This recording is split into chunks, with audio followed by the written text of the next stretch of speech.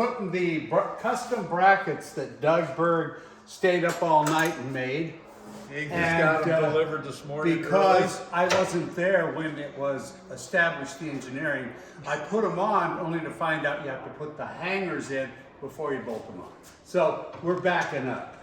But that way, the hangers will never leave. It was a burnout, second burnout. Yeah, what happened was I heard bad noise.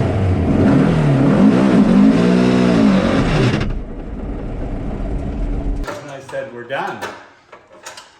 I remember some people saying, well, I didn't hear anything. I said, well, you weren't sitting where I was.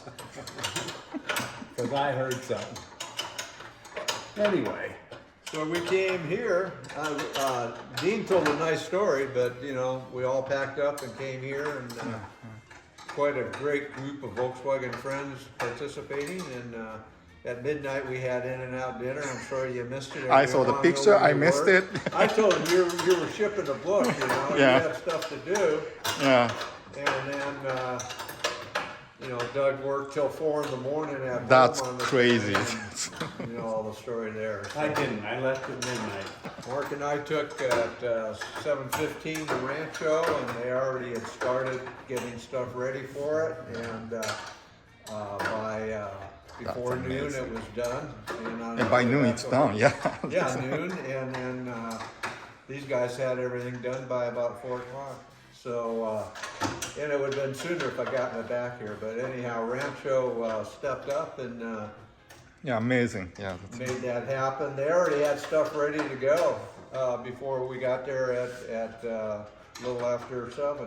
So,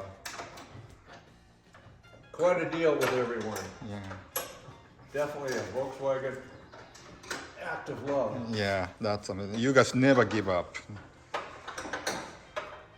That's for sure. Okay.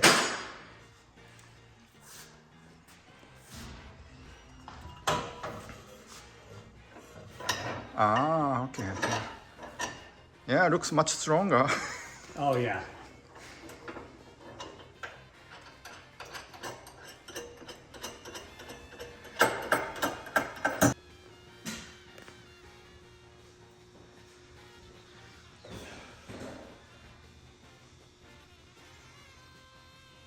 Okay, traction bar installed, clears muffler.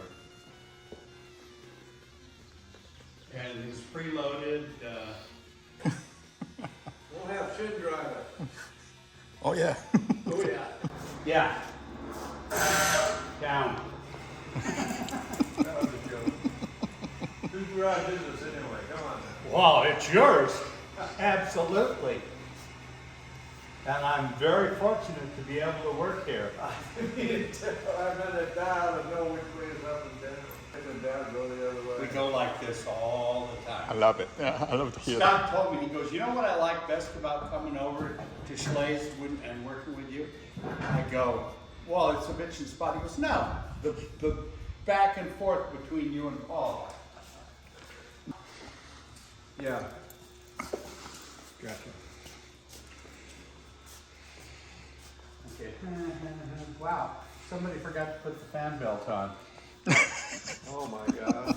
Okay, I'm gonna wash my hands Don't first. stay out there long. Yeah. And then I'm instructed to tell you to walk out on the street and take some pictures. Please. Will do. Yeah, we gotta have Shin in this pup.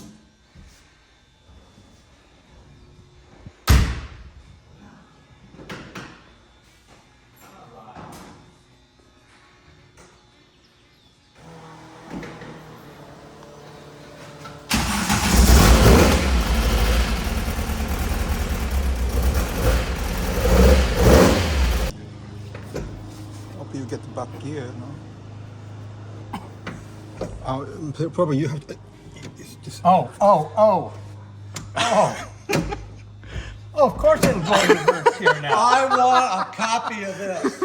Oh my I God. want a copy of this. All right. I got you, buddy.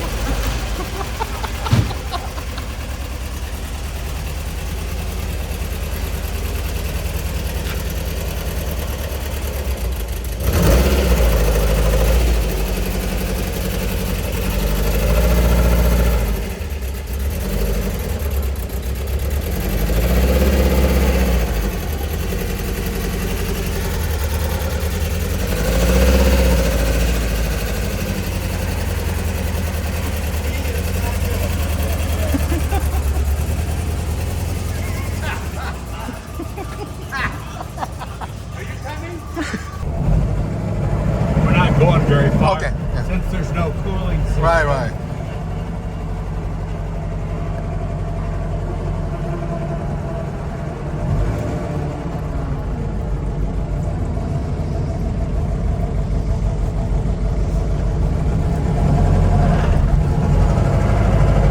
Oh, this thing don't turn worth a shit. Oh, it's got a terrible turning radius.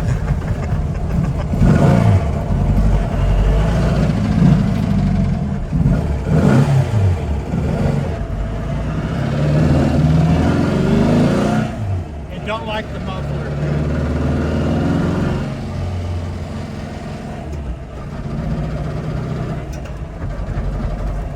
Okay, has all the gears. Okay. Yeah, that's good.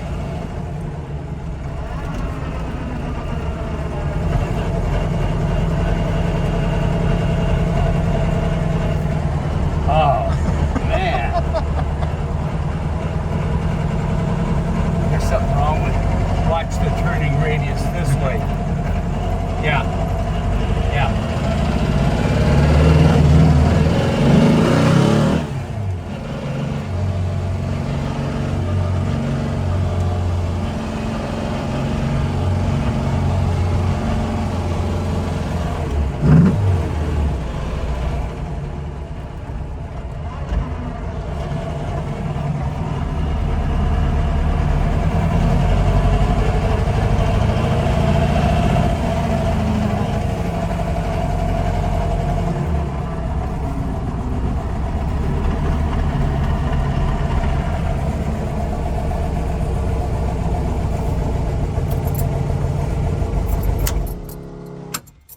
This has, let's see what straight is. Okay, so one, a little more than one turn, right? Okay, now this way, 1.5, more than 1.5 turns to the right. That means that the positioning of the tie rod ends when it were hooked on the pitman arm were offset. Oh, okay. In other words, the steering box needed to be centered and then make the rods. Oh, so it wasn't center. The No, it steering box wasn't wasn't centered center when they hooked. Oh. Yeah. Okay, but it has all 4 gears. All right, good. And it hates the muffler. So, it wasn't centered on the steering box when they put all the tie rods on. It's 1 turn to the left and more than 1.5 to the right. So the turning radius going left is horrible. In other words, the swing of the pitman arm wasn't dead center when they hooked everything up and did the alignment. We can fix that. Playing reverse with her shifter. I never used those hunks of shit. You're able to accomplish getting it in reverse and backing out of the museum and going down the street. I think I sent you a little video. Here's. Okay, there's a bigger problem. When you turn it left, it goes 1 turn. When you turn to the right, it goes more than 1.5. The tie rods and everything weren't set up with the steering box in center position. Because the pitman arm only goes on one way. Yeah, I understand. But if you pay attention and roll the steering wheel and put it dead center, then we can lengthen the rods and set the toe, and we can take care of that. It's got all 4 gears. It hates the muffler. Kind of got a big flat spot. But it was a little cold and I didn't want to overheat it, so. So did it sound like gravel? No. No, it didn't. Here, let me give you back to Paul/Rodney Dangerfield.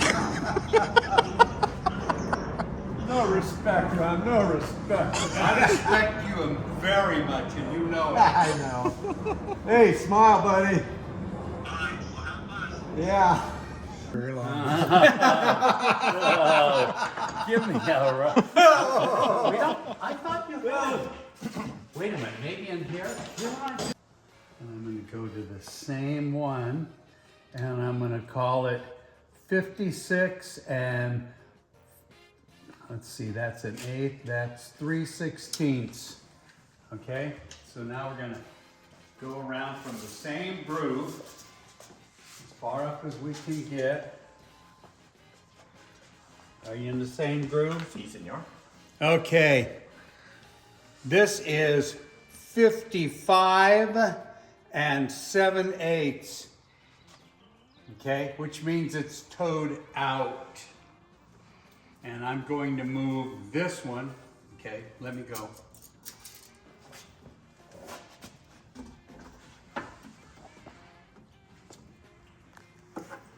Okay. Maybe I can fish my way in there because I left it finger tight. I can. 55 and 15/16, which is what it was before. Okay, cool. All right. So I just want to And make sure. trust me, if that's still the same measurement, so is that one. Yeah, okay. So those two are tight.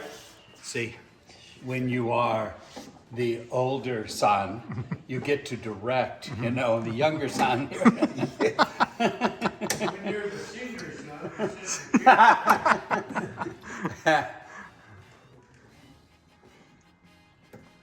Was there a hoist at the race shop? I don't think Darrell ever had a hoist. No. Oh, maybe on, maybe at Econo Motors he did, but Yeah. not on when he was on university at various locations. And we had good old fashioned H ones. You could just put a bug on there and raise it up, you know. Flat on flat. Perfect.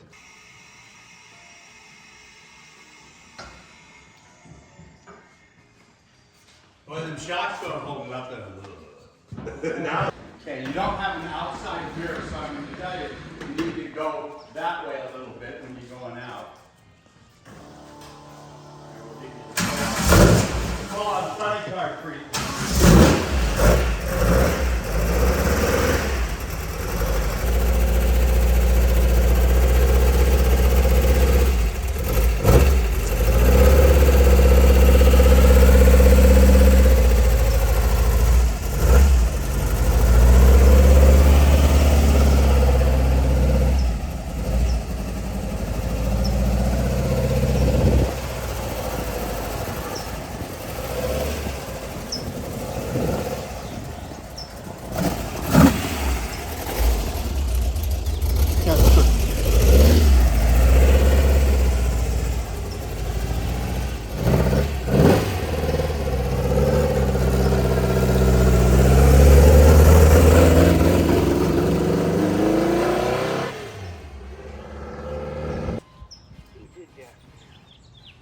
Oh, how'd I know? This guy can lift one leg up without anything else around. How'd I know?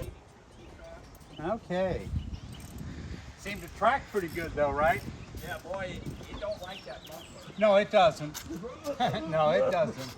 But it turns left better now. Yeah, it made that U-turn up there not a problem. Yeah, when we came out forward, I had to swing through that dirt, turning left. It's like, or do a couple of points, you know?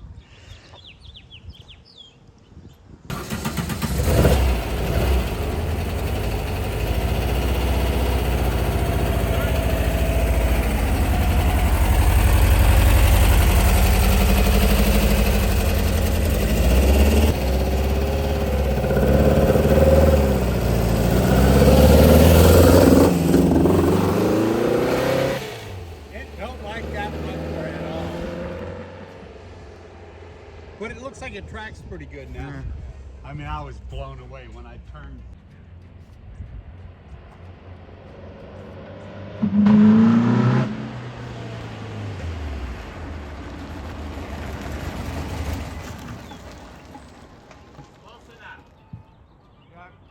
Yeah. Driving M89s in a street situation.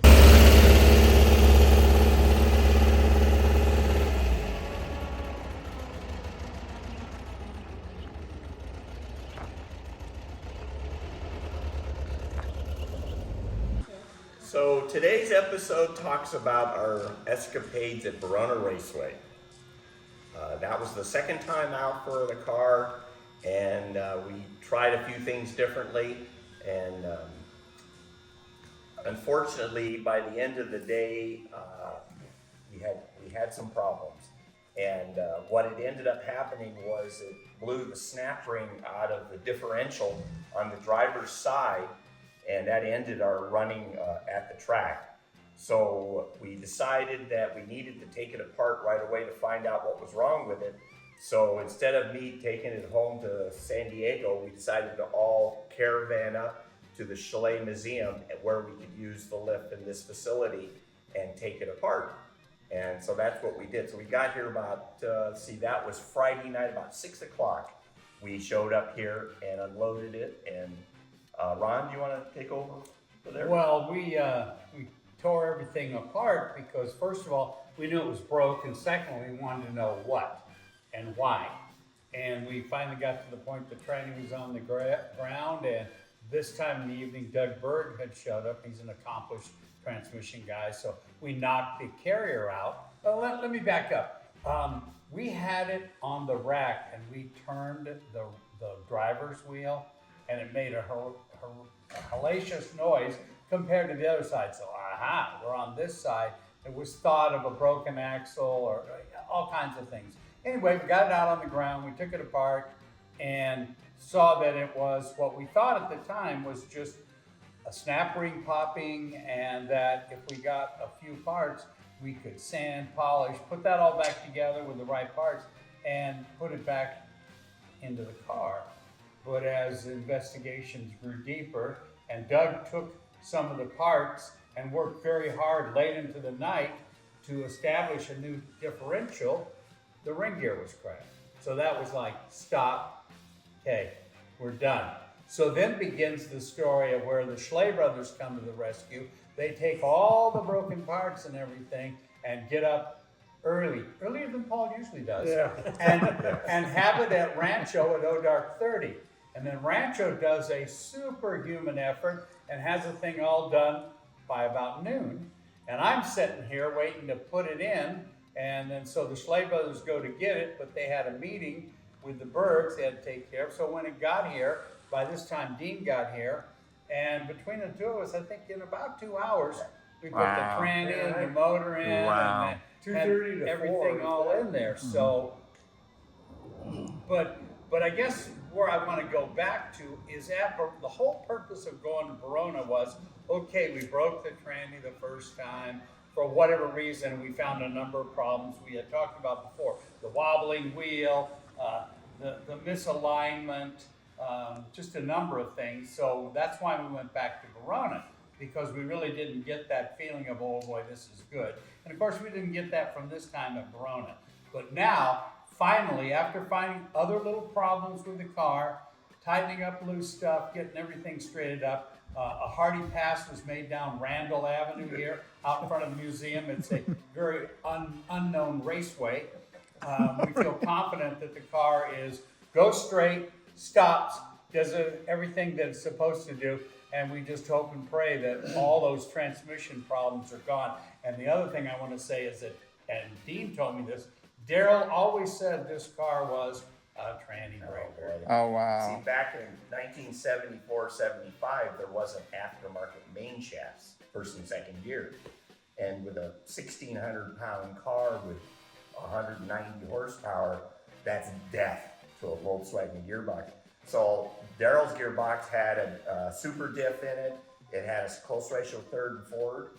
It had axles and a side cover, but it still had a stock first and second. So just about every time this thing went out, it either broke the ring and pinion or broke first gear or blew the clutch out of it. So this car has been known to be hard on transmission. So I think we can assure that we've got the right car, because it's both times that's broken transmissions. So, and the other thing I think we should mention too is trying to address our wheel hop problem.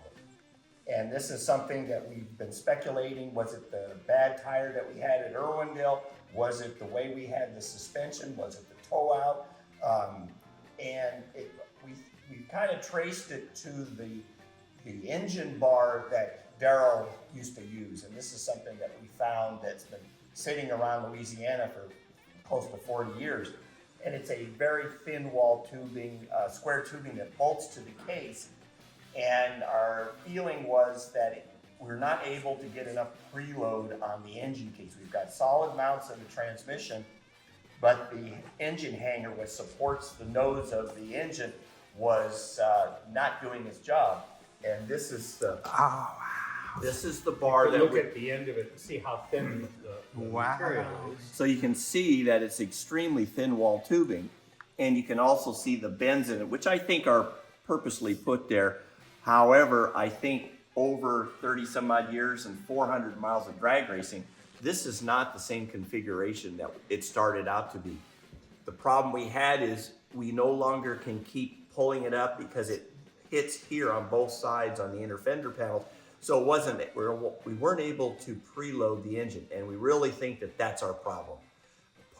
And so, unfortunately, as much as this part of the car's history, we've decided that it needs to be replaced with something much stronger.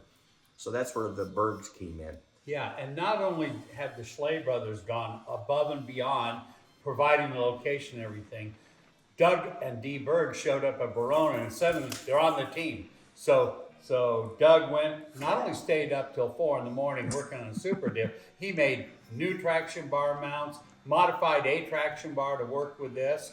And that was one of the worries, was it gonna clear the pipes, because it has that very, very rare angle port exhaust system, but it all worked out fine. So to everybody that pitched in, it's like, wow, thank you so much. Yeah, that's My amazing. responsibility lied in, I'm the tranny breaker, so I felt like I had to join in the work party. But hopefully in Chimay, where the track has this much traction and the wheels will spin merrily, I think we'll be okay, and everybody will be happy. Because I know everybody in Europe is just goo goo gaga to see this. And Dean has, well, you've all heard the stories. Dean's gone way above, because he's been told by me and other people, just put this and this in it. No, this is the way it was. We're going to make it the way it was. And in doing so, yes, it's a tranny breaker. I'm trying to look for an out on this. So one of the speculations, because it blew the differential, it blew the snap ring out and boogered up some side gears, is everyone seemed to think the easy way out is to put a spool in it. And that would have obviously simplified things. But back in the day, spools were not legal in modified compact. Now you could run a limited slip, and we had the availability of a limited slip. But going back, they're ridiculously expensive. And Darrell said, no, I just ran he called it a beefa diff, but in essence it was a Crown super diff, which is what we had. So I wanted to keep that part of the transmission, even though spool would solve some problems, but I just thought we needed to stay with the original design of a modified compact as much as we can, and see what we could do. And the spool wouldn't feel right. As you push the car, everyone knows you try to go around the corner. There's a spool in it, and there wasn't ever a spool. Yeah. So I agree with getting it the way it was. Super diff. So we should mention, so today is, Tuesday. Today's Tuesday. Tuesday. Boy. So just to backtrack, Friday was the race at Verona, and we broke it on Friday. We stayed up Friday into Saturday morning working on the repair. Monday morning, the Schleys took it to the Rancho. By noon, the transmission was done. Came back, Ron and I and Doug put the car all back together. So by Monday, 6, 7 o'clock, the car was all back running. So then here we are Tuesday, and we drove it up and down Randall, as Ron said, and we've made some further adjustments, and we put it up on the hoist and just make sure everything is tight and as good as we can get it. And it passed our inspection. And Randall so, street test. the Randall street test. And so now we've called the shipper. The shipper just called us. And so I have to go up to Gardena tomorrow and turn in the paperwork. And it looks like Thursday we will load up the car and take it to the dock in Long Beach. and which is an interesting story because when we drop it off, the longshoremen get to drive the car into the warehouse, and that's something that should be interesting and it's not, if not scary, to witness. So anyway, Awesome. But it steers good, it stops, Yeah. it does all the right things. So it looks like The it's key ready to to a good go. race car is it does everything a street car does, Awesome. only faster. You know, what a compliment to the Volkswagen world of friends, you know, that making this happen. There's no way nobody's gonna let Dean down, there's no way he's Yeah. gonna stop, and that's That's something what's amazing to Exactly what's to happening. see. You know, last few days, the a fact couple that of days. Sam and the crew at Rancho dropped everything. I mean, they got there at 7:15, 7:30, and they'd already been working. and on they'd it. already, and Lingo was already working on this new super diff. Wow. And at 7:30 in the morning, and That's when they found out it needed a ring and Yeah, pinion, so- because they didn't know that. Yeah, so- That's really special. Wow. so that's it. If it wasn't for Sam and Rancho, this thing would still be in a million pieces. It